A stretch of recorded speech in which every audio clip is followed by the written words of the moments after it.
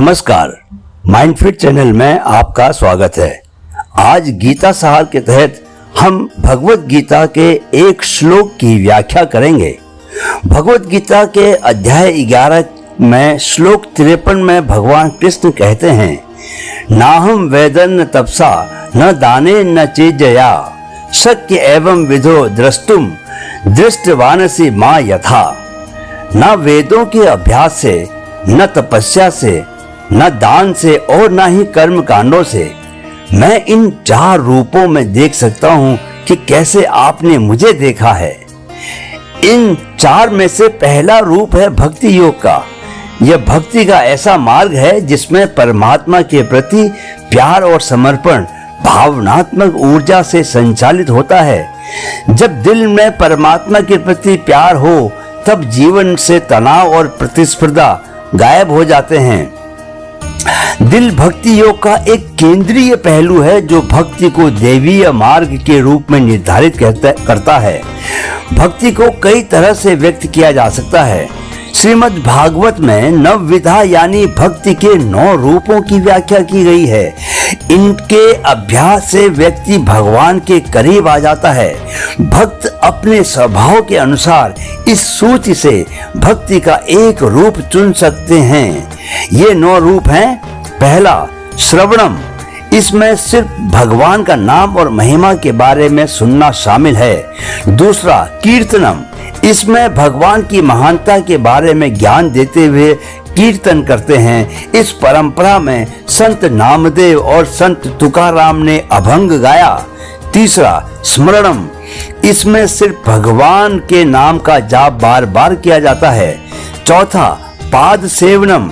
इसमें भगवान के चरणों की सेवा के बारे में है। इसका एक उदाहरण है रामायण में भरत जो भगवान राम के चप्पलों की सेवा करते थे।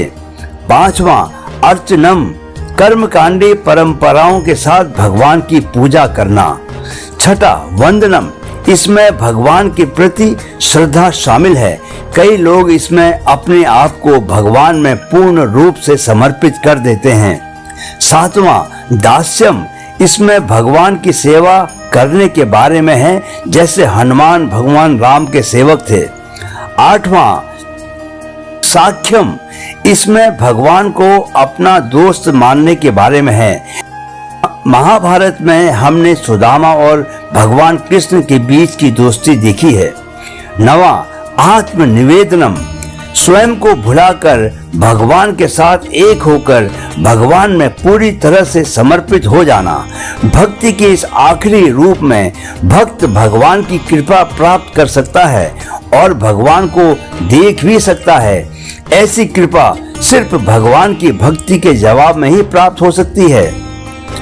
भगवत गीता के श्लोक 7 में भक्तों को भी 3 प्रकार में वर्गीकृत किया गया है। इसमें से पहले 3 प्रकार के भक्त अपनी इच्छाएं पूरी करने के लिए भगवान के पास जाते हैं, लेकिन चौथे प्रकार के भक्त पूरी तरह से अपने आप को भगवान को समर्पित कर देते हैं और उनकी अपनी कोई इच्छा बाकी नहीं रहती। 4 प्रकार के भक्त होते हैं। पहला, आर्त, जो तनाव में होते हैं और मदद के लिए भगवान को पुकारते हैं। दूसरा, जिज्ञासु, जो भगवान के बारे में जानने के लिए उत्सुक होते हैं। तीसरा, अर्थात्री, जिसे भौतिक संपत्ति की कामना हो। चौथा, ज्ञानी, वे जो धार्मिक भक्त हैं जो बिना किसी इच्छा के पूर्ण रूप से अपने आप को भगवान में समर्पित कर देते हैं। किसी के मन में भगवान के लिए प्यार के बगैर पूजा करने से, दान करने से, त्याग देने से या बहुत सारा समय प्रार्थना या रस्म रिवाज में बिताने से भगवान को समझना संभव नहीं है। यह सच है कि कोई भी आध्यात्मिक प्रगति सिर्फ व्यक्ति के मन की भक्ति पर ही निर्भर होती है। सिर्फ और सिर्फ सच्ची भक्ति से भगवान के सच्चे सार को समझा जा सकता है। वीडियो देखने के लिए बहुत बहुत धन्यवाद।